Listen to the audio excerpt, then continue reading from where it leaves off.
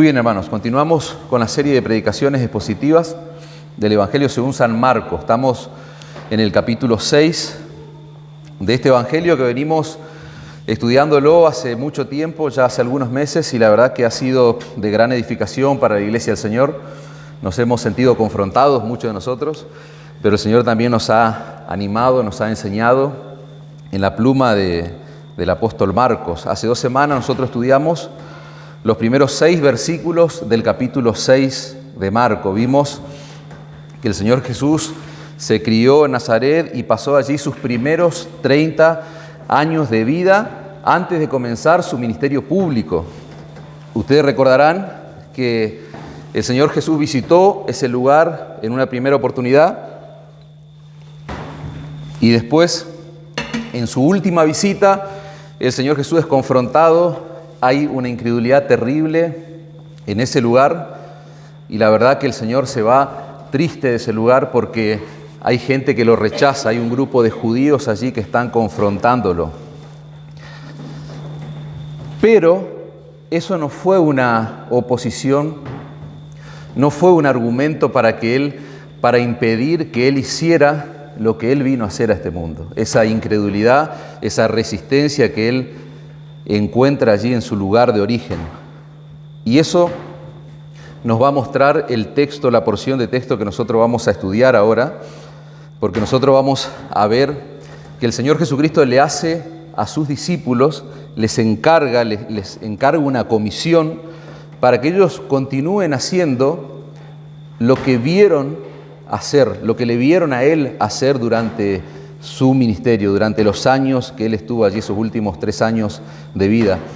Y todo lo que Él hizo y todo lo que Él permaneció haciendo, modelando la mente y el corazón de estos hombres, se reduce en nada más y en nada menos que en predicar y enseñar la palabra de Dios.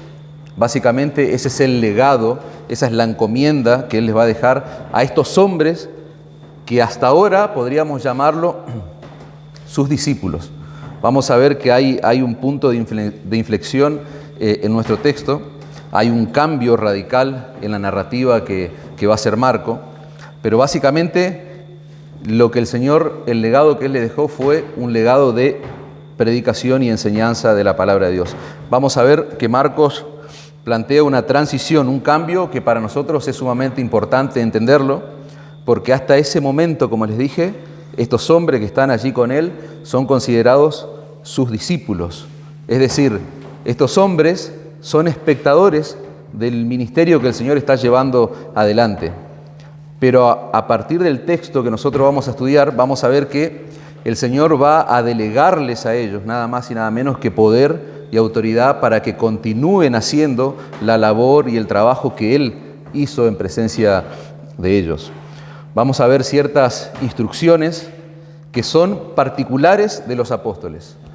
Tal vez esto va a ser contracultural en el tiempo que nosotros estamos viviendo en el mundo evangélico, porque muchos movimientos dentro del mundillo evangélico se apoyan o usan textos como lo que vamos a estudiar nosotros para apoyar ciertas prácticas que tienen en el día de hoy, pero vamos a ver a la luz de la Escritura que hay señales o hay instrucciones, mandatos específicos para los apóstoles que claramente no se aplican en el día de hoy. Sin embargo, lo que vamos a hacer es extraer del texto principios que sí se aplican para nuestra vida hoy y que tienen que ver específicamente con el avance del Evangelio, con la extensión del reino de Dios. Todos los creyentes hemos sido llamados por el Señor a involucrarnos en su reino. Y eso constituye el énfasis de este sermón, la proposición del mensaje. Todos y cada uno de los creyentes en Cristo han sido llamados a involucrarse en el avance de su reino. Esto no es solamente para algunos hombres, para algunas personas dentro de la iglesia, sino todos fuimos llamados a participar, a trabajar activamente en la extensión del Evangelio.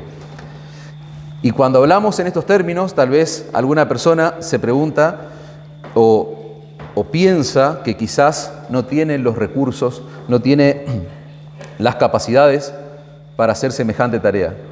Y si vos sos una de esas personas que estás considerando que tal vez no tenés las capacidades para llevar adelante la extensión del reino de Dios, eso es muy bueno, porque hoy la idea es erradicar esos temores de nuestra mente, esos pensamientos. Nosotros pensamos que Dios usa a personas extraordinarias, a personas llenas de capacidades, pero este pasaje que nosotros vamos a estudiar, vamos a ver que Dios usa a personas comunes y corrientes, como vos y como yo, para hacer cosas extraordinarias, para hacer aquellas cosas que Él nos mandó, que Él nos delegó. Por eso el título del sermón es, basándonos en un texto allí que Pablo va a decir a los corintios, un tesoro en vasos de barro. Y eso es lo que somos. Somos vasos de barro, somos hombres y mujeres comunes, viles, en los cuales el Señor ha determinado, ha decidido dejar un tesoro, un legado precioso. Vamos a leer el texto una vez más, pero me gustaría que podamos partir de lo último que vimos y lo que les dije antes, ese escenario allí en Nazaret, donde el Señor está siendo rechazado, pero fíjense cómo comienza. Quiero leer la última parte, el último versículo de la porción anterior, versículo 6. Y estaba asombrado de la incredulidad de ellos. Eso es lo que dije antes. El Señor se asombró.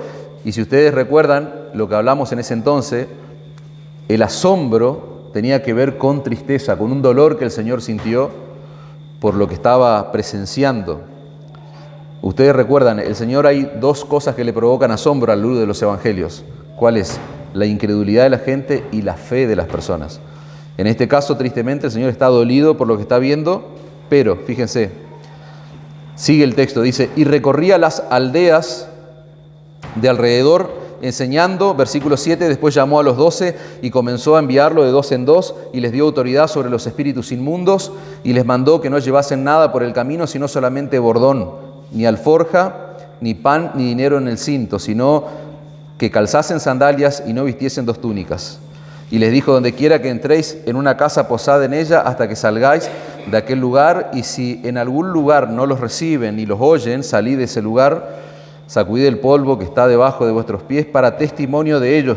De cierto os digo que en el día del juicio será más tolerable el castigo para los de Sodoma y Gomorra que para aquella ciudad. Y saliendo predicaban que los hombres se arrepintiesen, y echaban fuera muchos demonios y ungían con aceite a muchos enfermos y los sanaban. Tremendo texto, hermanos. Fíjense, yo quiero poner por un momento, no un minuto porque le estaría mintiendo, pero por un momento su atención en la última parte del versículo 6, donde Marco hace un despliegue de poder para resumir básicamente lo que fue el ministerio del Señor Jesús. Marcos va a usar en la última parte del verso 6 muy pocas palabras.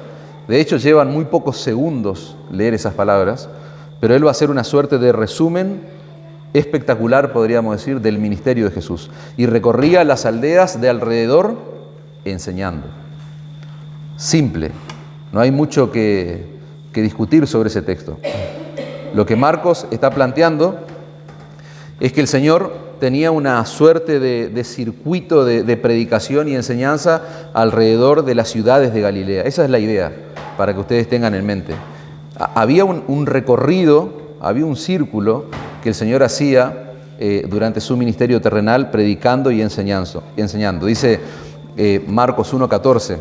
Después que Juan fue encarcelado, fíjense, Jesús vino a Galilea predicando el evangelio del reino de Dios, diciendo qué cosa, el tiempo se ha cumplido. Fíjense el contenido del mensaje del Señor, el tiempo se ha cumplido y el reino de Dios se ha acercado, arrepentidos y creed en el evangelio.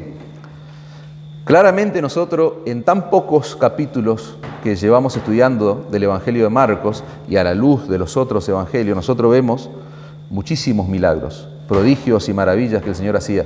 De hecho, dijimos siempre que Marcos les va a dar a las multitudes una connotación negativa, porque están detrás del Señor, pero hay un interés, están buscando un beneficio específico. No todos, pero sí la gran mayoría de esas multitudes.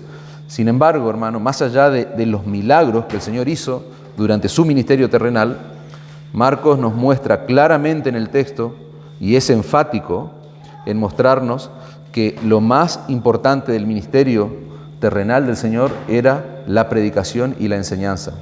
Nunca los milagros o prodigios y maravillas van a estar por encima de esa labor que el Señor vino a hacer, que fue a enseñar y a predicar la palabra de Dios. En Marcos capítulo 1 se va a narrar, y de hecho lo estudiamos, se va a narrar un episodio, un momento en el que el Señor hace muchos milagros durante el día de reposo, y nosotros podemos entender que el Señor está trabajando en ese orden, en ese sentido, hasta altas horas de la noche, al punto que en el verso 35 del capítulo 1, fíjense, el Señor va a descansar, pero dice Marcos que levantándose muy de mañana, siendo aún muy oscuro, salió y se fue a un lugar desierto y allí oraba. Habíamos visto en ese momento que el Señor necesita salirse de esa multitud que lo agobiaba y que en ocasiones le hacía, prácticamente corría riesgo de perder la vida porque se abalanzaban hacia Él. Dice el texto que Él se levanta muy de mañana, se va a un lugar desierto y allí oraba. El Señor, ¿qué es lo que vemos? Está desapareciendo del bullicio para tener comunión allí en secreto con su Padre Celestial. En ese contexto dice el pasaje que lo buscan los discípulos. No lo encuentran y empiezan desesperados a buscarlo porque hay una multitud que se está agolpando ya en las primeras horas de la mañana. Y le buscó Simón, dice el verso 36, y los que con él estaban. El verso 37 dice, y hallándole, le dijeron, todos te buscan. O sea, hay una multitud que está buscando, que está preguntando. Acuérdense, el interés de esa multitud estaban puestos en los prodigios, milagros, maravillas del Señor. Vamos a ver qué les dice el Señor. Les dijo, vamos a los lugares vecinos.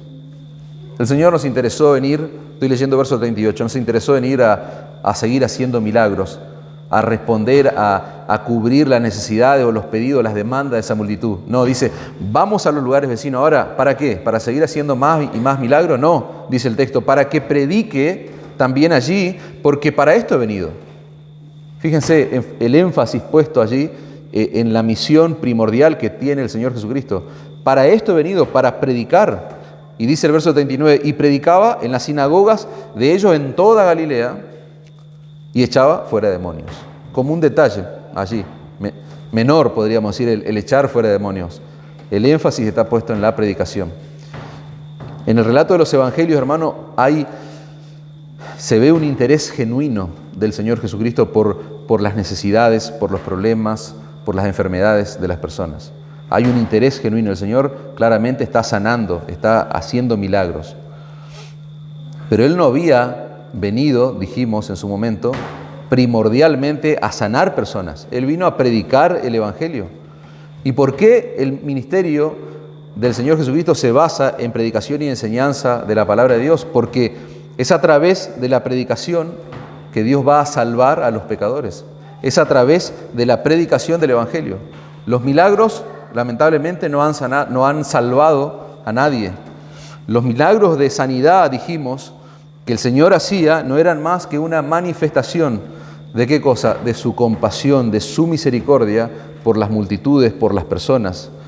Y eso a su vez significaba una muestra del poder redentor, una muestra tangible del poder redentor que tenía el mensaje que el Señor predicaba. Y como bien vimos en su momento, el Señor Jesucristo nunca hizo una obra, nunca hizo algo que no tenga que ver con redención. Muchos autores dicen, Jesucristo nunca hizo una obra que no fuera redentora. Había un punto, había un énfasis, un propósito detrás de cada cosa que hacía, y era precisamente el poder salvar a pecadores. Recorría las aldeas de alrededor enseñando, dice allí nuestro texto, la última parte del verso 6. Leer eso lleva no más de 3 segundos. Ahora, se lee tan rápido eso, lo que le decía al principio, que es fácil perder de vista lo que Marcos está enfatizando. El Señor Jesucristo, durante su ministerio terrenal, para tener en mente en este momento, Él hizo en esos 3 años lo que podríamos llamar 3 giras importantes de predicación a través de todas las ciudades que están allí en la región de Galilea. La primera de esas giras está en Marcos capítulo 1, versículo 35 al 39, cuando el texto que leímos recién, que se agolpa la multitud para verle, para demandar cosas de él, y él termina diciéndole, vayamos a lugares. Esa es la primera gira de predicación que podríamos decir que el Señor hace. La segunda gira de predicaciones está en Lucas capítulo 8, versículo 1, donde dice Lucas, aconteció después que Jesús iba por todas las ciudades y aldeas predicando y anunciando el Evangelio del reino de Dios. Y acá hay algo interesante porque dice, y los 12 con él. Ahora van a entender por qué enfatizo esa parte del texto. Pero fíjense la segunda gira. El Señor predicando por las aldeas y ciudades, anunciando el Evangelio del reino de Dios. Los 12 están con él y algunas mujeres que habían sido sanadas de espíritus malos y enfermedades, dice. Y ahí empieza a decir quiénes. María, la que se llama Magdalena, de la que habían salido 7 demonios. Juana, mujer de Chuza, intendente de Herodes. Y Susana y otras que le servían de sus bienes. ¿Y cuál es la tercera de esas giras de predicación? La pregunta es, ¿cuál es la tercera? La que nosotros vemos en nuestro texto, en nuestro pasaje de Marcos capítulo 6, versículo 6 al final. Él ve la incredulidad de Nazaret y dice que salió y recorría las aldeas enseñando. Esa es la tercera de sus giras. Nosotros en el Evangelio de Mateo vamos a encontrar más detalle acerca de la primer gira de predicación que él hace.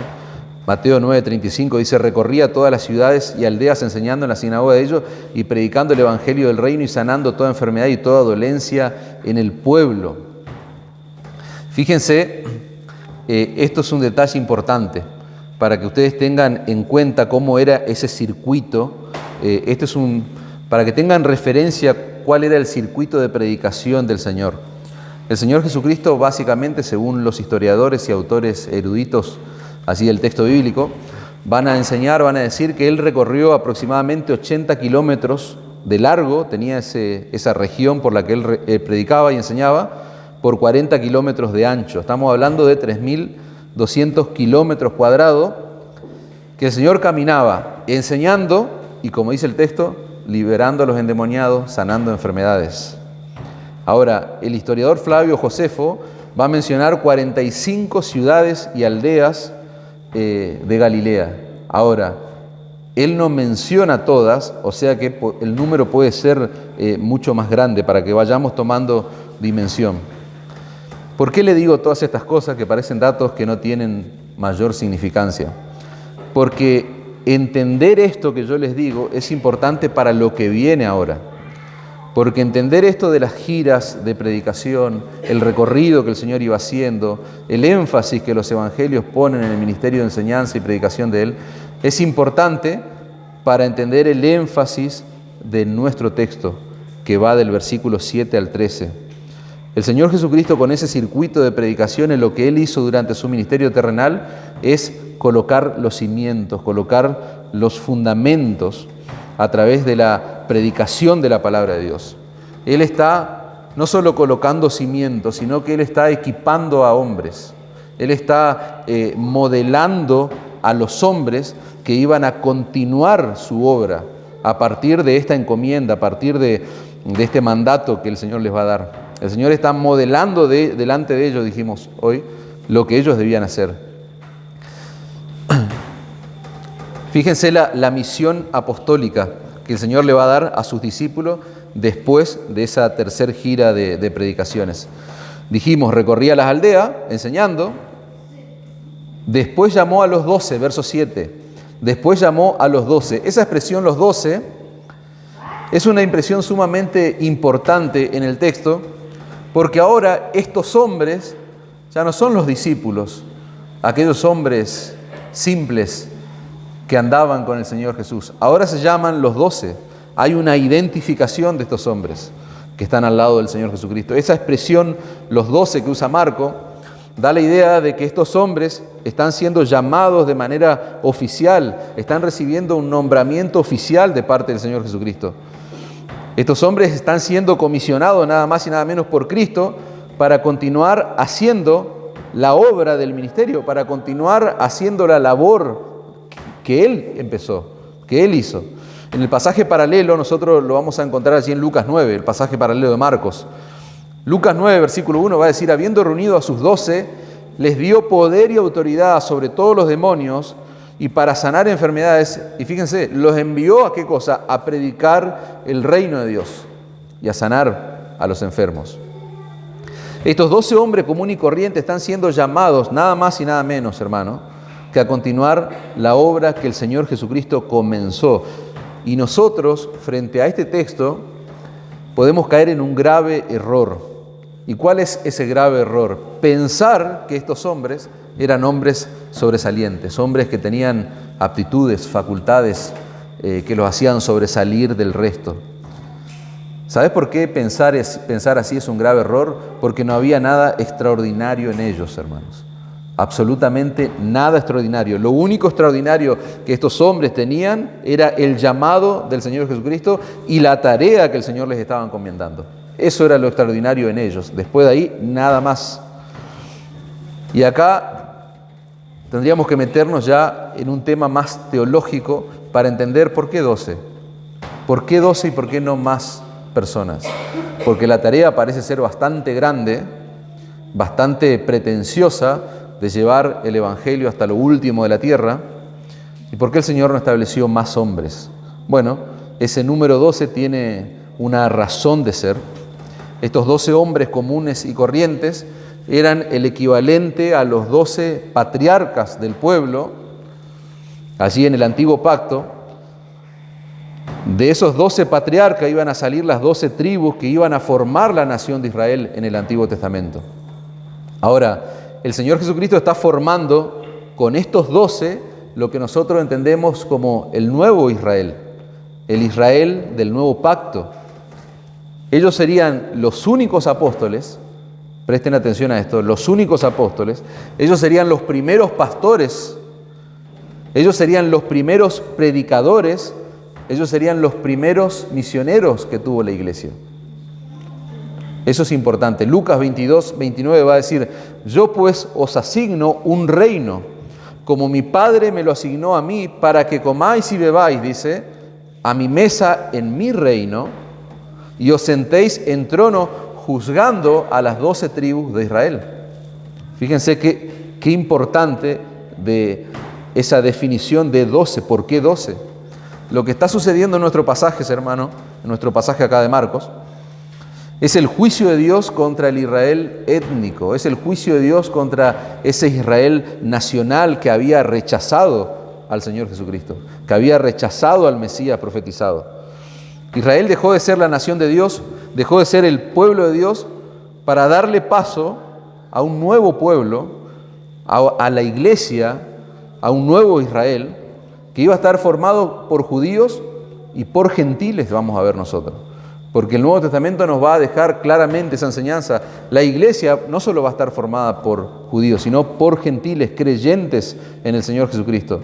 Y fueron los apóstoles, estos 12 hombres ordinarios, comunes y corrientes, lo que pusieron el fundamento de ese nuevo pueblo, de esa iglesia de Cristo. El ministerio de estos hombres es irrepetible, hermanos. ¿Por qué? Porque el fundamento de una edificación solo se coloca una vez y para siempre. No importa lo que hoy escuchemos o veamos en el mundo contemporáneo, hay iglesias que están llenas de apóstoles, pero son apóstoles falsos a la luz de las Escrituras, porque no hay más apóstoles. El ministerio apostólico fue único y fue irrepetible. Nosotros somos, y lo hemos estudiado ya hace algunas semanas en el seminario, somos una iglesia apostólica, porque somos una iglesia edificada sobre el fundamento que pusieron estos hombres que están siendo encomendados por el Señor Jesucristo. Somos apostólicos por los apóstoles de las Escrituras, no porque haya algún apóstol en medio nuestro. Hay aspectos del ministerio apostólico, yo les dije que van a ser exclusivos de ellos, pero hay otros aspectos, hay principios que nosotros vamos a aprender que se extienden a través de todos los tiempos. Por ejemplo, la Gran Comisión.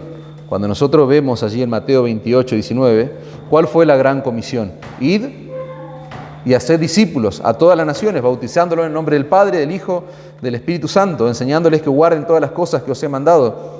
Y aquí yo estoy con vosotros todos los días hasta el fin del mundo.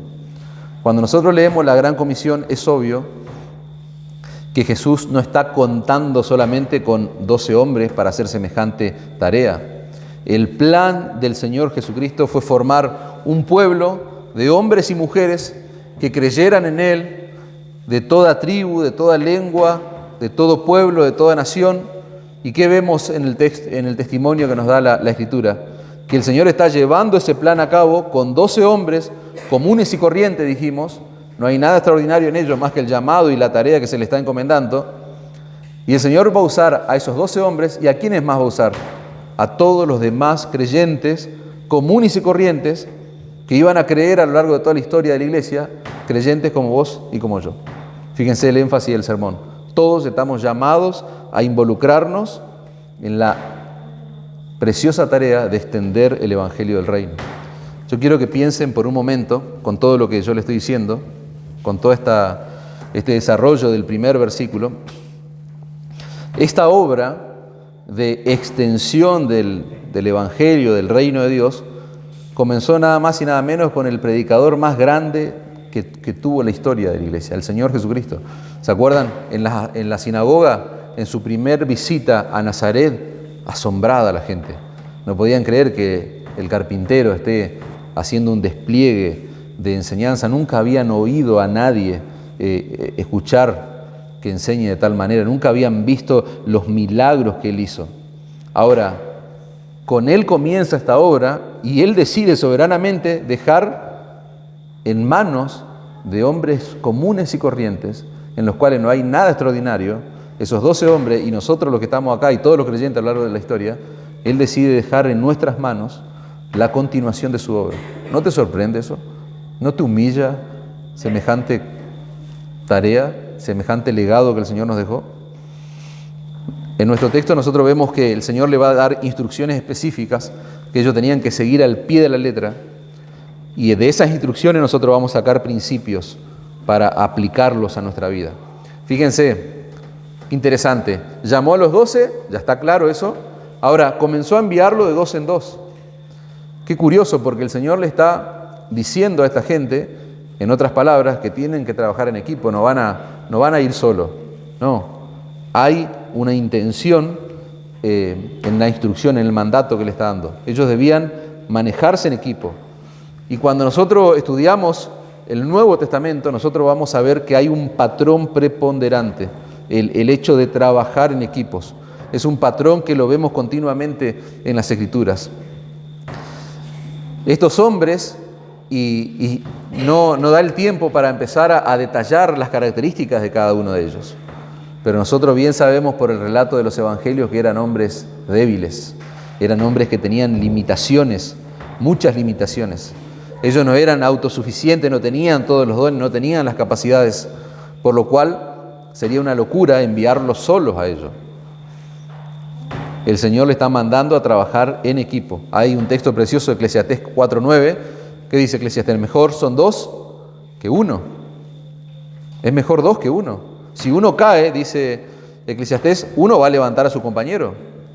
Pero hay del solo, que cuando cayere no habrá segundo que lo levante. También si 2 durmieren juntos, dice, se calentarán mutuamente, mas ¿cómo se calentará uno solo? Y si alguno prevaleciere contra uno, 2 van a resistir. 2 van a resistir mejor, porque cordón de 3 dobleces no se rompe pronto, dice el texto. Eclesiastés capítulo 4, versículo 9 al 12. Un hombre tan capaz, hermanos, con tantos dones, y la Escritura habla muy bien de eso, con tantas capacidades como el apóstol Pablo, nosotros vamos a ver un hombre en sus cartas que trabajó en equipo. En el relato que Lucas hace allí en el libro de Hechos, vamos a ver un hombre que trabajó en equipo, supo rodearse de hombres que trabajaron incansablemente allí junto con él. Dice un autor, es más que evidente, en las Escrituras que tanto la santificación del creyente, y me encantó esta distinción, la santificación del creyente, como la obra del ministerio es un proyecto en comunidad. Es algo que debe hacerse con otros, no en aislamiento. Ahora bien, ¿cómo vas a ser santo si no estás en continuo contacto con otro pecador como vos, que está también en un proceso de transformación? Tiene razón de ser lo que dice este autor. Ahora, tanto la santificación como la obra del ministerio es algo que ocurre en conjunto, en unidad, juntos, no en aislamiento. Trabajar en equipo implica que no hay estrellas en el equipo del Señor. No hay celebridades en la iglesia de Cristo. Hay un trabajo que hacer, hermanos. Y hay que hacerlo. Y estamos todos llamados a involucrarnos en eso. Es cierto que algunos tendrán tal vez más visibilidad en el cuerpo de Cristo, pero no hay estrellas, no hay celebridades. Todos somos portadores, dijimos, de un tesoro que el Señor decidió colocar en ¿quiénes? En gente común y corriente, en vasos de barro. ¿Para qué? Hay una razón de ser, porque Pablo lo va a decir en la carta a los Corintios, para que la excelencia del poder sea ¿de quién? De Él, no suya. ¿Por qué? Porque Dios es glorificado cuando miserables hombres, como nosotros que fuimos llamados a la luz, fuimos llamados de las tinieblas a la luz, y ahora podemos servirle a Él, podemos proclamar el Evangelio, el Espíritu Santo allí aplicando el Evangelio a los corazones de los pecadores arrepintiéndose, yendo a Cristo en arrepentimiento y fe, clamando por misericordia y perdón, el Señor introduciéndolos a su iglesia, y los ángeles, dice la Escritura, que se asombran al ver tanta sabiduría, tanta la obra que la iglesia está haciendo en el mundo. Fíjense otra de las instrucciones, fueron enviados con autoridad, no solamente de dos en dos, sino que el Señor les dio la autoridad, su autoridad. Dios, después los llamó a los 12, dice el texto, comenzó a enviarlos de dos en dos y les dio autoridad sobre los espíritus del mundo. La misma autoridad que Él tenía durante su ministerio terrenal, Él les va a dar su autoridad a estos hombres. En el versículo paralelo de Lucas va a decir, habiendo reunido a sus 12 discípulos, les dio poder, les da poder y autoridad sobre los demonios y para sanar enfermedades. El Señor envió a esos hombres con poder y autoridad porque el cumplimiento de la gran comisión, hermanos, se iba a llevar adelante en medio de oposición. No los iban a recibir probablemente a estos hombres con los brazos abiertos. Y si te quedan dudas, tenés que remontarte cuando estudiamos Hechos. El relato de Lucas en Hechos es fundamental para entender cómo se iba a llevar adelante la gran comisión. Estos hombres iban a tener oposición. Pero ellos, a pesar de la oposición, ellos tenían que confiar plenamente en el poder y en la autoridad del Señor. No confiar en sus capacidades humanas, porque no había muchas, dijimos. Y a su vez ellos debían estar convencidos, hermanos, de que ningún poder sobrenatural, ningún poder ni humano ni sobrenatural, iba a ser un impedimento para que el Evangelio avance. Por eso el Señor los va a comisionar con su poder y con su autoridad. Dice el texto que ellos fueron investidos con un poder irresistible que estaba por encima de los demonios, por encima de los poderes de las tinieblas. Ese poder y autoridad claramente eran distintivos de los apóstoles. El Pablo va a llamar señales apostólicas. Pero miren lo que dice Juan en su primera carta, hablando de ¿qué? De creyentes comunes y corrientes como vos y como yo, que están involucrados en la noble tarea de llevar el Evangelio, de extender el reino de Dios. Dice 1 Juan 4:4, hijitos, vosotros sois de Dios y los habéis vencido. ¿Por qué? Porque mayor es el que está en vosotros que el que está en el mundo. Fíjense, parece ser que los creyentes comunes y corrientes, en los creyentes comunes y corrientes como vos y como yo, también reposa un poder. Romanos, cuando Pablo va a escribir a los Romanos, capítulo 8, versículo 37, va a decir que los creyentes somos ¿qué? Más que vencedores, por medio de aquel que nos amó. Ahora, si somos más que vencedores es porque hay algo que tenemos que vencer.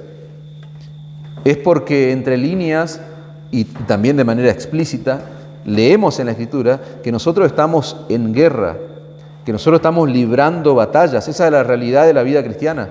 Estamos en una guerra y nosotros no podemos vivir la vida cristiana ignorando eso. Nosotros no podemos vivir la vida cristiana pensando que estamos en Disneylandia, que estamos en un picnic. No, hay una guerra espiritual, hermanos. Si ustedes prestan atención, vamos a ver algo muy particular en el relato que hace Marcos. En el texto anterior, no en el capítulo 6, los primeros 6 versículos de Marcos 6, sino en el pasaje anterior, allí, ¿ustedes recuerdan lo que vimos? Se relata el caso de Jairo, un principal de la sinagoga que tiene una hija enferma, moribunda, y que acude al Señor, se derrama delante de sus pies, se rinde ante los pies del Señor. Pero ¿qué pasa? Es como que se abre un paréntesis y aparece una mujer con un flujo de sangre. Y el Señor termina deteniéndose en ese lugar y trata con esa mujer y opera un milagro allí en ella. Y después parece que se cierra ese paréntesis y se continúa con el caso de Jairo, pero ya no enferma la chica, sino que muere y el Señor tiene que resucitar. Bueno, ¿por qué traigo eso a sus mentes? Porque algo parecido está pasando en la narrativa, en la línea de pensamiento que nosotros tenemos en este capítulo. En los versículos 7 al 13, Marcos está hablando de la comisión que el Señor le da a sus apóstoles. Ahora, si vos saltás al versículo 30 al 32, Marcos dice que los apóstoles se reunieron con Jesús después que vinieron y le informaron todo lo que ellos habían hecho, todo lo que habían enseñado, y me gustaría que busquemos, lo leamos.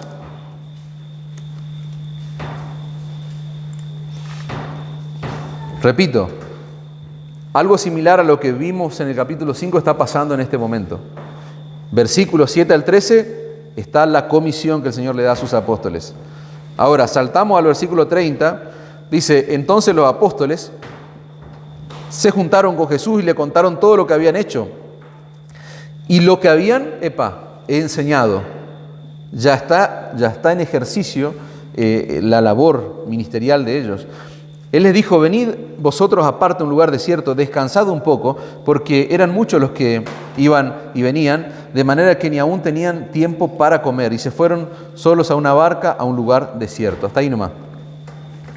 Ahora, fíjense, si ustedes observan en la narrativa, hay una línea de pensamiento que va hasta el verso 13, que es lo que vamos a estudiar hoy.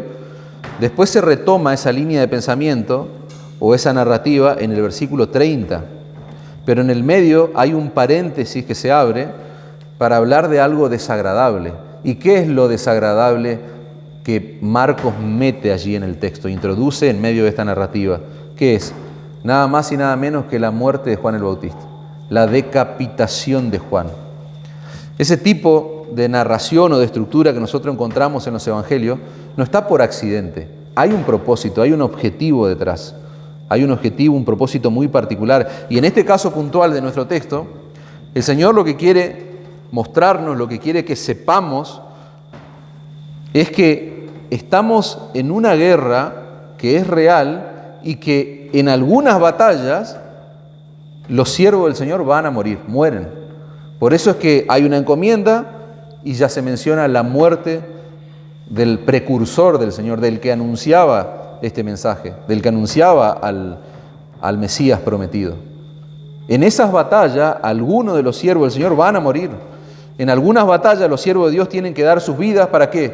Para que el Evangelio siga esparciéndose por el mundo, para que el Evangelio siga extendiéndose. Nosotros debemos fortalecernos, hermano, cuando encontramos esto en la Escritura. Nosotros debemos fortalecernos en el poder de su fuerza. Y como dice Pablo allí a los Efesios, vestirnos de la armadura que Él nos ha provisto. Efesios capítulo 6. Para que lo noten allí, Efesios capítulo 6, versículo 10, la armadura. Nosotros tenemos que entender, hermanos, que no ministramos, no servimos, al igual que los apóstoles, servimos no en nuestras fuerzas, sino en el poder de Dios. Nosotros no tenemos ninguna capacidad. Nosotros ministramos en el poder de Cristo. Ministramos en el poder de Cristo porque mayor es el que habita en nosotros, dice la Escritura. Y si leemos Efesios capítulo 1, versículo 17, permítanme, es largo el texto, pero quisiera leerlo para que ustedes tengan dimensión de esto. El Dios de nuestro Señor Jesucristo, dice Pablo a los Efesios, el Padre de gloria, os dé espíritu de sabiduría, de revelación en el conocimiento de Él, alumbrando los ojos de vuestro entendimiento para que sepáis cuál es la esperanza a la que Él os ha llamado y cuál es la riqueza de la gloria de su herencia en los santos y cuál es la supereminente grandeza de su poder para con nosotros los que creemos, según la operación de ¿qué? Del poder de su fuerza, dice Pablo. ¿Y cuál es ese poder que opera en los creyentes?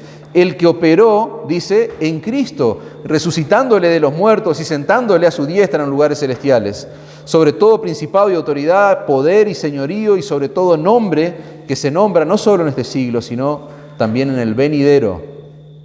Y sometió todas las cosas bajo sus pies, dice Pablo, y lo dio por cabeza sobre todas las cosas a la iglesia, la cual es su cuerpo, la plenitud de aquel que lo llena en todo. No hay capacidad humana, hermanos, que intervenga en la extensión del Evangelio. Todo lo que hacemos, todo lo que estamos llamados a hacer, se hace en el poder y en la autoridad de Cristo. En la autoridad de Cristo. Tal como pasó con los apóstoles, pasa también con nosotros. Fíjense que ese mandato que el Señor les da no solo nos habla de autoridad, sino también de compasión, otro distintivo allí de las instrucciones que el Señor le da a sus apóstoles. Dice, les dio autoridad sobre los espíritus inmundos, dice, pero el texto paralelo de Lucas va a decir, le dio poder y autoridad sobre todos los demonios y para sanar enfermedades. Dijimos antes que el distintivo del Señor, del ministerio del Señor Jesucristo en cuanto a milagros, prodigio y maravilla, tenía que ver específicamente con, no solo con autenticar el mensaje del Evangelio, sino también con mostrar compasión, mostrar misericordia. Y esto es sorprendente porque el Señor podría haberle dado otros poderes. Si nosotros hiciéramos correr nuestra imaginación, podríamos entender que el Señor le podría haber dado poderes más sorprendentes para hacer cosas más increíbles. Sin embargo, Él les dio un poder que tiene que ver con la misericordia y la compasión, sanar enfermedades, cubrir necesidades de los hombres que están allí en necesidad, en dolor. Y lo que el Señor está haciendo al darles este poder a sus discípulos, a sus apóstoles, es colocarlo en una categoría sumamente distinta a la del resto de los líderes religiosos de la época. ¿Por qué? Porque hay un contraste entre los apóstoles del Señor y los líderes de la religión organizada allí en Israel, que eran, ¿quiénes eran? Los escribas y fariseos. ¿Y ellos estaban interesados en tener compasión y misericordia por las personas? Claramente que no. Ellos lo único que sabían era de reglas, de imposiciones. Imponían reglas sobre los hombres, sobre los hombros de las personas. Ellos sabían de leyes, pero nada sabían de sufrir con los que sufren, llorar con los que lloran. Ellos no sabían nada de aliviar las cargas a aquellos que estaban en necesidad. En cambio, los discípulos del Señor claramente van a dar cátedra de eso en su ministerio. El Señor Jesucristo quería que sus representantes no solamente predicaran el mensaje correcto, sino que fueran una extensión del corazón misericordioso y compasivo del Señor, del eje central de ese mensaje. Fíjense que las Escrituras nos enseñan, hermanos, que todos los creyentes debemos estar involucrados en la compasión y misericordia. Repito, todos los creyentes debemos estar involucrados en la compasión y misericordia. A veces, en nuestras iglesias es común hablar de ministerio de misericordia, que tiene que ver con ayudar, con cubrir necesidades. Pero en esos ministerios, curioso que hay algunas personas nada más. Pero cuando nosotros vamos a Colosenses capítulo 3, versículo 12, nosotros vamos a encontrar que Pablo va a decirle allí, como escogidos de Dios, santos y amados, fíjense, ¿qué son los creyentes? Escogidos de Dios, son santos y amados, dice, revestidos de tierna compasión. Estoy leyendo la Biblia de las Américas, me encanta esa traducción. Revestidos de tierna compasión, bondad, humildad, mansedumbre y paciencia. Nosotros los creyentes debemos estar revestidos, todos, no algunos, no todos, de tierna compasión, hermanos. Los apóstoles fueron enviados con un sentido de urgencia y fíjense, tenían que depender únicamente de la provisión de Dios. Versículo 8, y les mandó que no llevasen nada para el camino. Urgente, rápido, allí era la instrucción, salgan, no lleven nada, solamente bordón, ni alforja, dice, ni pan, ni dinero. No lleven alimento, no lleven dinero para sostenerse, no, sino que se calzasen sandalias y no vistiesen dos túnicas. Fíjense que esa instrucción que el Señor le da a los apóstoles el Señor la está dando en un momento histórico, porque claramente en nuestro contexto, en el mundo actual, no usamos esas cosas que se mencionan allí. El Señor le está pidiendo a sus apóstoles que se despojen de todo, absolutamente de todo, incluido el dinero. Y este es un comentario al margen, en contraste con el mundo actual, el mundo moderno, ¿no?, del Evangelio, porque se toma el versículo anterior para apoyar prácticas que hoy hay, prácticas apostólicas, pero claro, se deja a un lado este texto, porque los apóstoles modernos no se caracterizan por estas características. Claramente esto está dado en un marco histórico. El Señor le está pidiendo que se despojen de todo, dijimos. Hay un principio general detrás de esta instrucción que están recibiendo estos hombres, y ese principio sí está vigente para nuestros días, hermanos.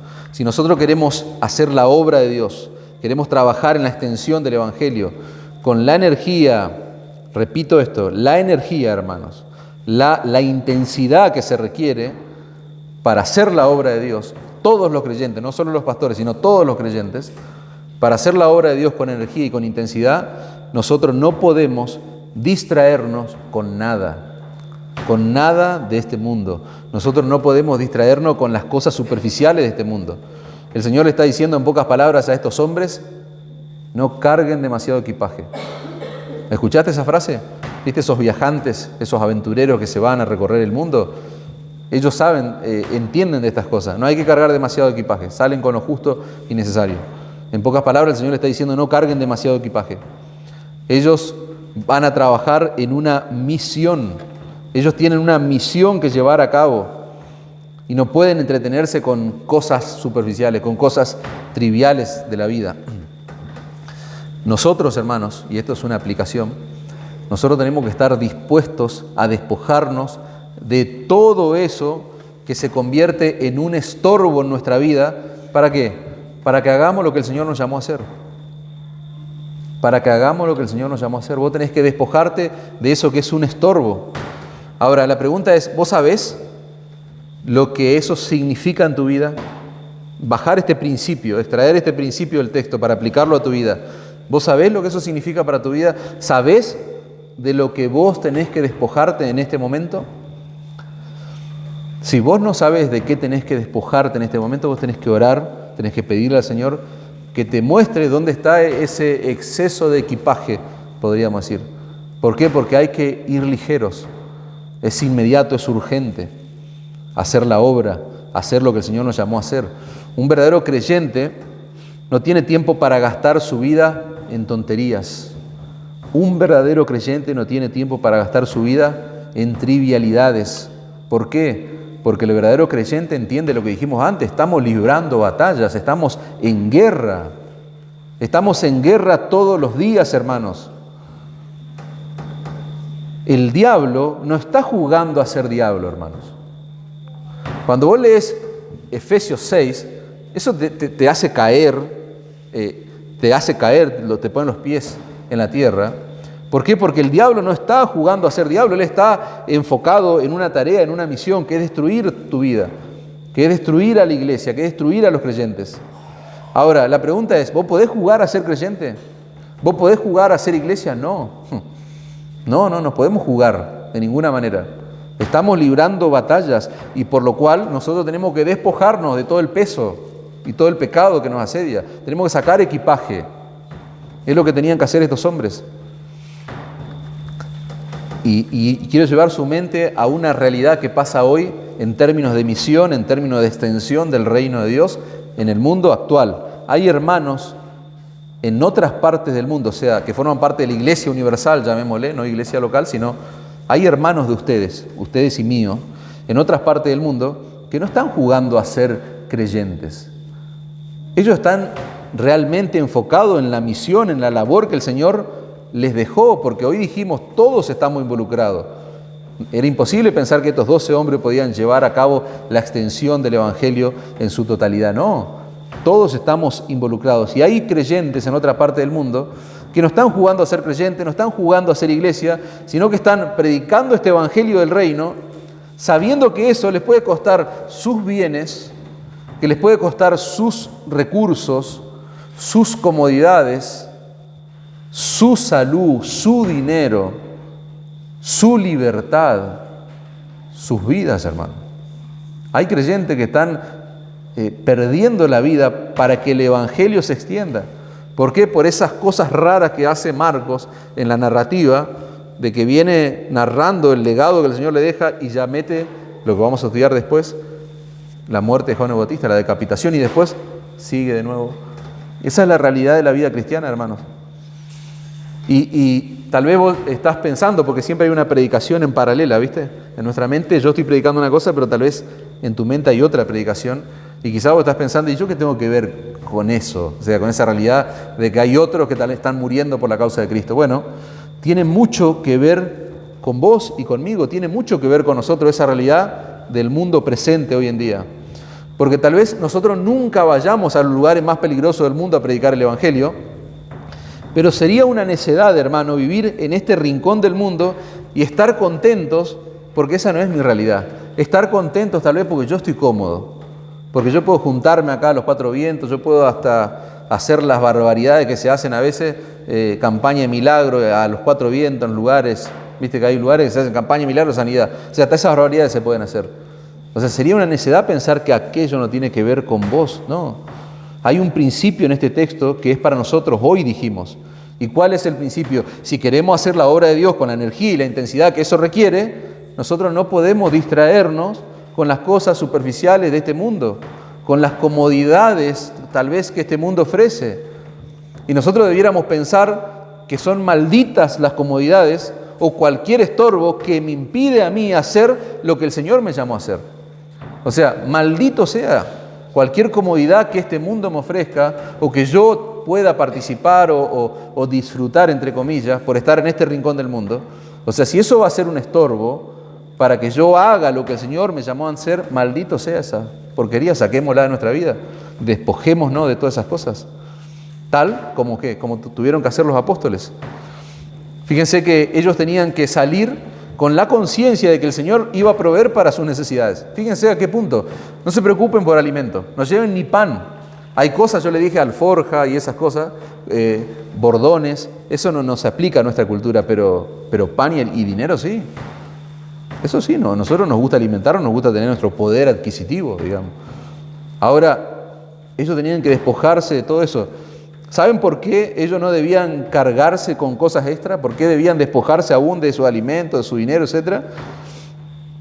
Porque Mateo, que es el Mateos 10, que es el texto paralelo de nuestro pasaje, va a decir: no os proveáis de oro ni de plata, ni de cobre para llevar en vuestras cintos, ni de alforja para el camino, ni de túnicas, ni de dos túnicas, ni de sandalia, ni el bordón, porque el obrero es digno de su sostén. El obrero es digno de su salario, dicen otras traducciones. El obrero es digno de su alimento, dicen. Los apóstoles, hermanos, tenían que confiar en que el Señor iba a proveer lo necesario en el momento oportuno.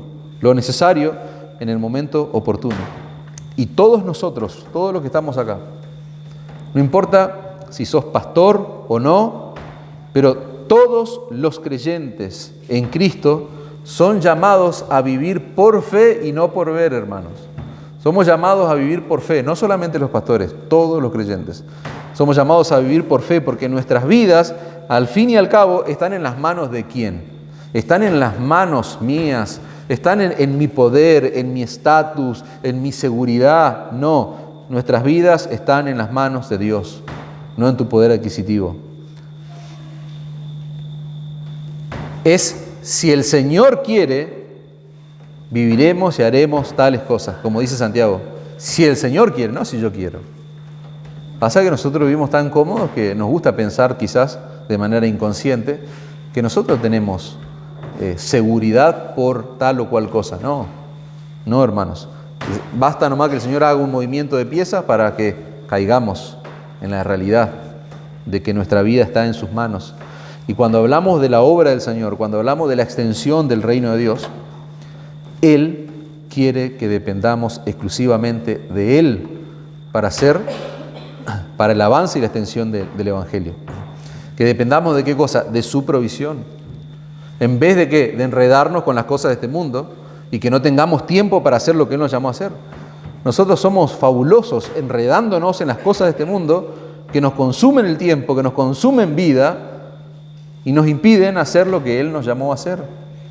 Y no hay tarea más noble que estar embarcados en la extensión del Evangelio. ¿Amén? Amén, hermanos.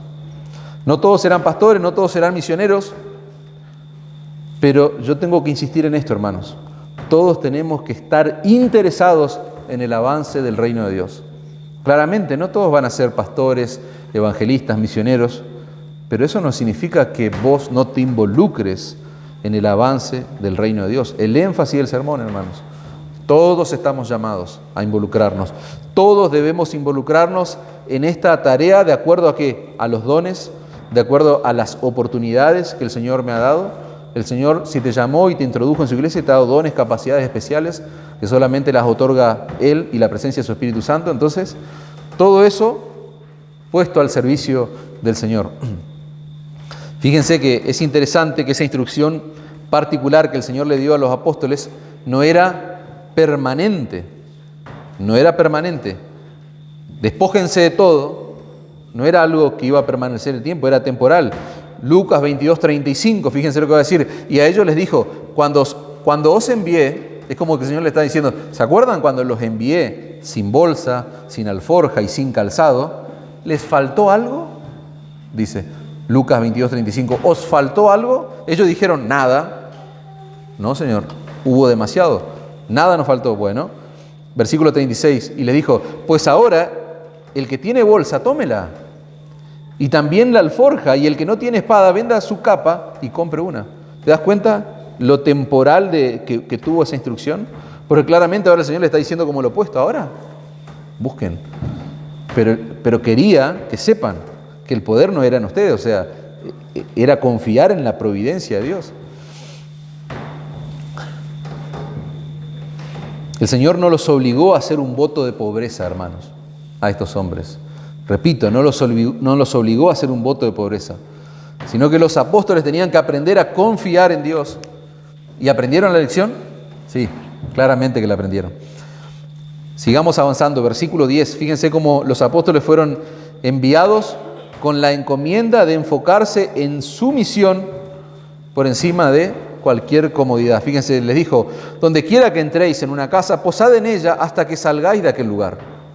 Eso es interesante. Repito, si lo leemos así por arriba, tal vez no podemos sacar la riqueza que hay en el texto. Nosotros al principio dijimos que el Señor Jesucristo había llevado a cabo ¿cuántas giras de predicación? 3, ¿se acuerdan? A través de toda Galilea. Había personas, había rechazo, mucho rechazo, pero también había personas que habían abrazado el Evangelio de Cristo.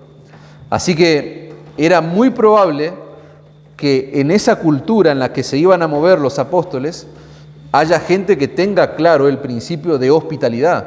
Muchas personas seguramente le iban a abrir las puertas para que ellos se hospeden, para que ellos estuvieran allí, para que ellos se queden en su casa. Y tal vez en esa multitud de personas que tal vez iban a abrir su puerta, quizás iba a haber algunas casas que estaban mejor, iba a haber algunas personas que iban a tener más recursos que otros, y de hecho eso lo vemos también en el relato de los evangelios. Así como había gente pobre, había gente que estaba muy bien económicamente. Entonces lo que el Señor quiere es que ellos no estén buscando cuál es la casa más cómoda. Lo que el Señor quiere es que donde le abran las puertas, como dice el texto, donde quiera que entréis a una casa, quédense ahí hasta que salgáis de aquel lugar. O sea, la idea es, si aparece una casa más cómoda, no se vayan, no ofendan al anfitrión, no ofendan a esa persona. Quédense en ese lugar mientras dure el viaje misionero. Porque ellos estaban ¿en qué? Llevando adelante una misión, la comisión del Señor. Ellos no estaban de turista, ellos no estaban en un viaje turístico, no, ellos estaban llevando adelante la misión. Pero fíjense que el Señor claramente sabía que lo que Él vivió, ¿qué fue? Rechazo, incredulidad, lo iban a vivir sus apóstoles. Versículo 11. Y si en algún lugar no los recibieren, ni os oyeren, salid de allí y sacudid el polvo que está debajo de vuestros pies para testimonio a ellos. De cierto os digo que en el día del juicio será más tolerable el castigo para los de Sodoma y Gomorra que para aquella ciudad.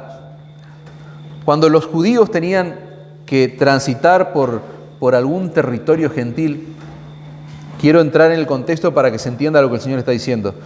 Cuando un judío iba a un territorio, a un lugar, a una zona geográfica donde estaba plagado de gentiles, cuando ellos salían de ese lugar para volver a Israel, hay una práctica común en ellos que era sacudir el polvo. Ellos tenían que sacudir el polvo de sus pies, ¿para qué? Para no llevar polvo de terreno pagano a la Tierra Santa. Ellos no querían llevar ningún vestigio, ningún rastro de esa tierra pagana que ellos habían estado allí pisando. La Tierra Santa no debía contaminarse con el polvo de un terreno gentil. Acuérdense que para un judío un gentil era como un perro, era un animal, ni siquiera considerado una persona.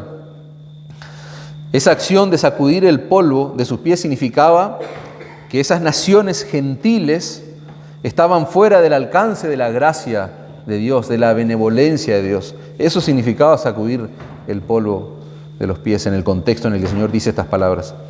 Ahora, en nuestro texto el Señor está cambiando ese concepto. ¿Se acuerdan que yo les dije? Hay un juicio. Los 12. ¿Qué relación tiene ese número con los patriarcas, de donde saldrían las tribus, etcétera, etcétera?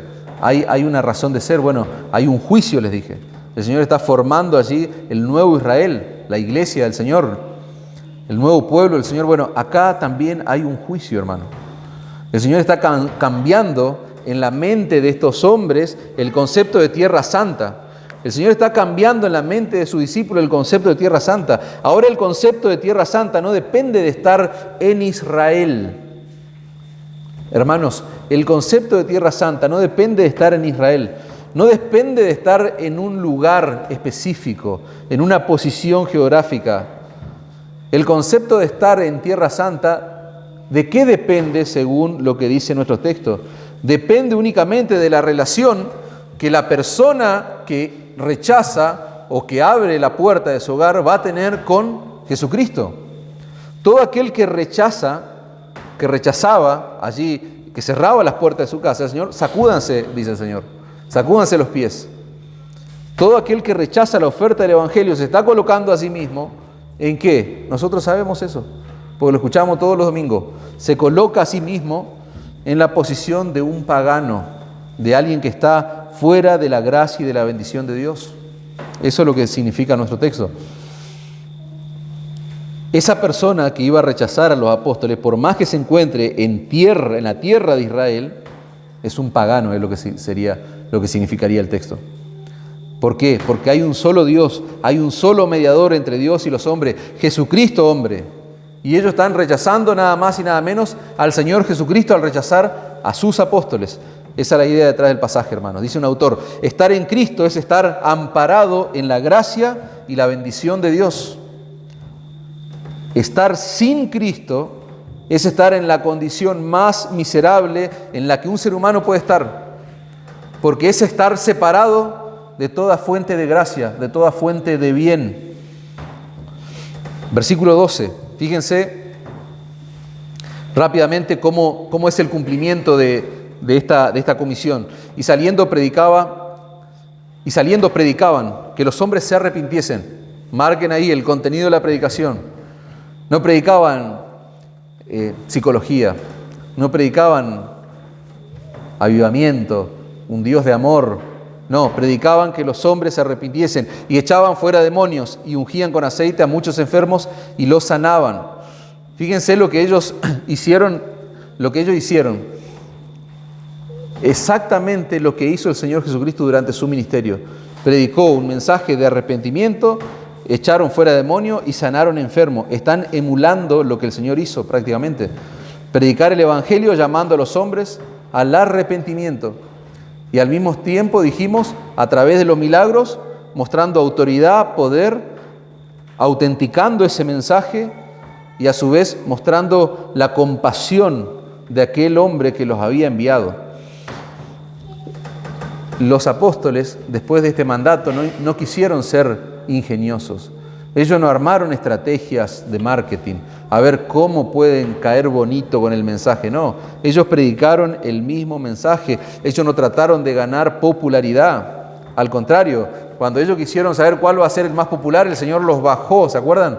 Cuando habló de la grandeza en el reino, el Señor los bajó de la nube a tierra de nuevo. Ellos no buscaron ser celebridades. Ellos predicaron exactamente, ¿qué cosa? Lo que habían escuchado a Jesús predicar. ¿Y qué era lo que habían escuchado a Jesús predicar? Bueno, Marcos capítulo 1, versículo 14. Después, ¿se acuerdan? Después del encarcelamiento de Juan, ¿qué pasó? ¿Qué hizo Jesús? Fue a Galilea predicando el evangelio del reino. ¿Y qué decía? El tiempo se ha cumplido. El reino de Dios se ha acercado. Arrepentíos y creed en el evangelio. Cuando uno le dice a alguien arrepentite y cree en el evangelio, puede ser incómodo, ¿verdad? Parece ser como un mensaje que atenta contra el orgullo, la mente del hombre. Es un mensaje que puede ser ofensivo, pero eso era lo que ellos le estaban diciendo al pueblo de Israel. Los apóstoles le estaban diciendo al pueblo judío allí del momento que ellos, con sus leyes, con todas sus imposiciones, con todas sus tradiciones, estaban en una difícil condición delante de Dios, en una compleja condición. Estaban en pecado, eran pecadores, tenían que arrepentirse. La religiosidad no le iba a servir de nada. Tenían que volverse a Dios.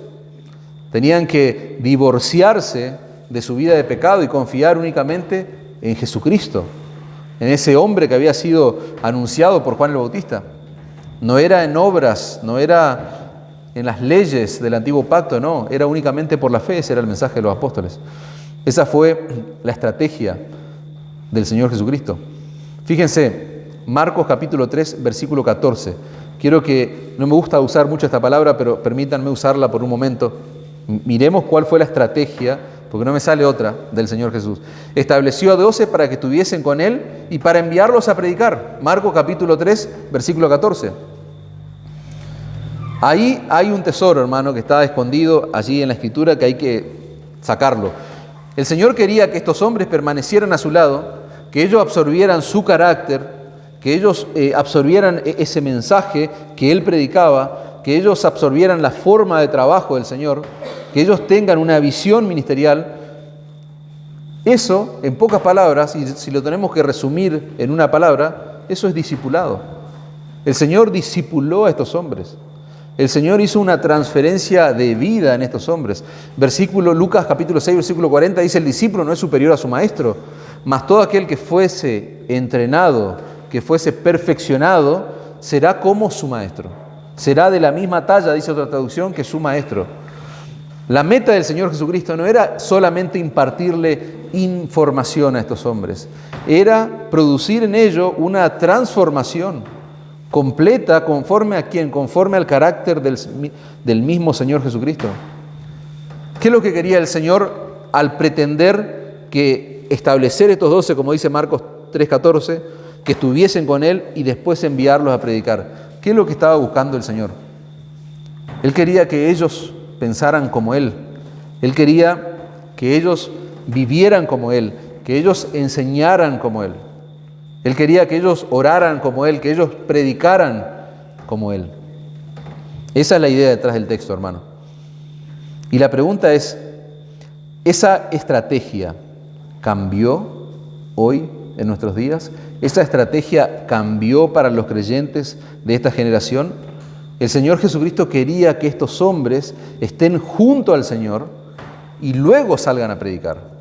Fíjense, estableció a los 12, estuvieron con Él y después los envió a predicar. Primero lo primero, hermano. Primero lo importante. ¿Qué cosa? Estar con Él, estar al lado de Él, estar bajo su liderazgo. Y lo maravilloso de eso, hermano, es que esa estrategia nunca cambió. Esa estrategia no sufrió variación a lo largo de los años. El discipulado sigue siendo ese proceso a través del cual ocurre una profunda transformación de la persona conforme al carácter de Cristo. Los hombres, hermanos, al igual que estos apóstoles, los hombres necesitan estar al lado y bajo el liderazgo piadoso de otros hombres que los lleven a ellos a pensar como Cristo, que los lleven a creer como Cristo, a vivir como Cristo, a enseñar como Cristo, a orar y a predicar como Cristo. ¿Para qué todo eso? A ver, ¿por qué yo debo ponerme al lado y bajo liderazgo de un hombre piadoso? ¿Para qué? Para que luego esos mismos hombres se reprodujeran en otros ¿qué? Que pensaran como Cristo, que hablaran como Cristo, que vivieran como Cristo, que oraran como Cristo. Ese fue y sigue siendo, hermano, el plan maestro de nuestro Señor Jesucristo. ¿Para qué? Para llevar el mensaje hasta lo último de la tierra. Lo que vemos allí, el ejemplo de esos 12 hombres es un impacto para la iglesia hoy, hermanos. Dios no tiene un plan B, otra aplicación. Dios no tiene un plan B para llevar el Evangelio hasta lo último de la tierra. Su plan es llevar a cabo esa tarea usando a hombres y mujeres comunes y corrientes, llenos de debilidades, llenos de limitaciones, así como vos y como yo. No hay otro plan, porque el Señor podría haber elaborado tal vez otro plan. ¿Por qué usar a hombres tan viles, tan débiles? ¿Por qué no hacer Él, tal vez, llevar adelante, no sé, hablar desde el cielo y que los hombres escuchen el Evangelio, que los hombres entiendan el Evangelio? Mandar a ángeles quizás. No. El Señor decidió soberanamente, como dijimos al principio, colocar semejante tesoro ¿en qué? En vasos de barros. ¿Para qué? Para que nosotros no podamos jactarnos de nada, sino que la excelencia del poder sea suya y no nuestra, dice Pablo. Conclusión, hermanos. Quisiera terminar rápidamente con la historia de un misionero. Hay un hombre en la historia de la iglesia que fue llamado Charles Thomas Studd. Este hombre dice la historia que lo tenía todo. Era un hombre que tenía una vida bastante acomodada allí en Inglaterra. Él a los 16 años se convierte a Cristo. Tuvo una excelente formación académica en las mejores universidades. De hecho, fue un excelente deportista con un futuro sumamente brillante. Sin embargo, en una etapa temprana de su juventud, cuenta la historia que cuando él termina sus estudios universitarios, fíjense a la conclusión que llega. Un hombre formado, un hombre con la mejor formación académica, va a decir: ¿qué valor tiene la fama, el honor y la adulación cuando un hombre trata de hacer frente a la eternidad? Y yo quiero cerrar el sermón con esas preguntas. Que vos te preguntes lo mismo que se preguntó este hombre. ¿Qué valor tiene la fama, el honor y la adulación cuando un hombre trata de hacer frente a la eternidad? Ponete a pensar en eso. Trata de hacer frente en este momento allí en tu mente a la eternidad y pensá en tu vida. Dice este hombre: nada en este mundo va a durar. Por eso esta vida vale la pena vivirla para el mundo por venir. Toda su formación, todo lo que él recibió a lo largo de sus primeros años de vida, le sirvió para que él reflexione en esto. O sea, si voy a vivir la vida, lo que vale la pena es vivirla para el mundo que está por venir. Dice, ¿cómo voy a pasar los mejores años de mi vida viviendo para los honores de este mundo cuando miles de almas están perdiendo, se están pereciendo todos los días, se están perdiendo todos los días? Cuando uno lee historias de misioneros es impactante, hermano, porque nos confronta con nuestra realidad, que a veces es triste en términos de la extensión del Evangelio. Ahora, este hombre, otro dato de color, este hombre murió en África a la edad de 70 años. Él pasó toda su vida adulta en las misiones. Estuvo 10 años en China. Él era allí uno de los discípulos de Hudson Taylor, un misionero muy conocido. Estuvo 7 años en la India y más de 20 años en África. Escribió más de 200 himnos y tradujo el Nuevo Testamento a un idioma nativo de las tribus africanas, donde él estuvo trabajando en los últimos años de su vida misionera. Ahora, en su biografía, y acá quiero ir al punto, se registra una poesía que este hombre escribió. Tal vez no fue el hombre más conocido de toda la historia del cristianismo, pero hay una poesía que él escribe y se va a titular Solo una vida. Y dice lo siguiente: 2 líneas escuché un día, viajando un largo camino lleno de vida, trayendo convicción a mi corazón y a mi mente, estas líneas no se apartarían. ¿Y cuáles eran esas líneas? Solo una vida pronto pasará. Solo lo que se hace para Cristo durará. Solo una vida pronto pasará. Solo lo que se hace para Cristo, dice, durará. Y sigue diciendo, solo una vida, sí, solo una, dices tú. Sé que pronto terminarán sus horas fugaces. Luego en aquel día encontraré a mi Señor y estaré delante de su tribunal. Y vuelve a repetir esas líneas. Solo una vida pronto pasará, solo lo que se hace para Cristo durará. Lo que este hombre dice, hermano, no es difícil de entender. ¿Cuántas vidas tenemos nosotros? Tenemos una sola vida. Tenemos un solo momento, hermanos. Tenemos una sola oportunidad para hacer ¿qué cosa? Para hacer la voluntad del Señor, para hacer lo que Él nos llamó a hacer. Entonces, si yo tengo una sola vida, tengo un solo momento, una sola oportunidad, y yo concluyo que debo darle todo a Cristo, es la mejor conclusión a la que un creyente puede llegar. Darle todo a Cristo. ¿Por qué? Porque eso es lo único que un verdadero creyente puede hacer cuando se tiene una sola vida. Si tuvieras más vida, podrías invertir una vida en lo que sea. Pero si tenés una única vida, como yo creo que vos tenés y todo lo que estamos acá, la mejor inversión de esa vida es darle todo a Cristo. No hay tiempo que perder, no estamos jugando a la iglesia, no estamos jugando a ser creyente. Cristo y ese glorioso mensaje del Evangelio, que nosotros somos portadores de semejante tesoro, esa es la única esperanza que este mundo tiene, hermanos, que este mundo perdido tiene, que las personas que están en tu círculo de relación tienen. Es la única esperanza, Cristo y su glorioso Evangelio. La única esperanza de este mundo es el glorioso anuncio, hermanos, de que hay salvación en Cristo para todo aquel que cree. Ese es el glorioso anuncio del Evangelio. Hay salvación en Cristo para todo aquel que cree. Por eso es que en la historia nosotros vamos a ver hombres como este que escribió esta poesía. Un hombre común y corriente, más allá de sus posiciones, de sus recursos, pero que lo han dejado todo para servir a Cristo y para la extensión de su reino. Ahora, a los creyentes que están acá presentes, yo les pregunto, ¿vos sos consciente de que hay solo una vida, que pronto pasará y que solo lo que se hace para Cristo durará? ¿Vos sos consciente de eso, si sos un creyente? Hay solo una vida que pronto pasará y solo lo que se hace para Cristo, eso va a durar, hermano, eso va a perdurar. Los creyentes reflexionemos en eso. Y si vos estás en este lugar y no tenés a Cristo como tu Señor y tu Salvador, nobleza obliga. Lamentablemente, por más duro que sea, dice la Escritura que vos estás fuera de la gracia de Dios, fuera de la bendición de Dios.